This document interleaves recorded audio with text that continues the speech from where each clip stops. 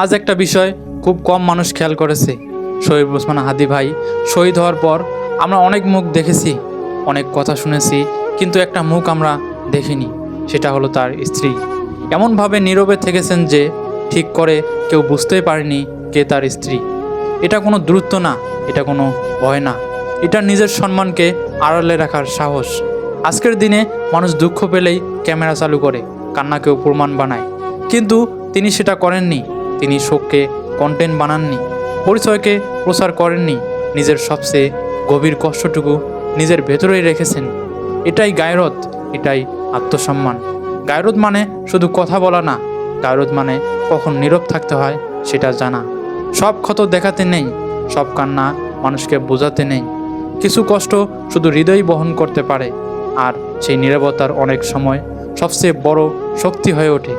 এই নীরবতা আমাদের শেখায় একটা মুসলিম মেয়ের গায়রত, সম্মানের পরিচয়। তাই তিনি নীরব থেকেই হয়েছেন সম্মানিত।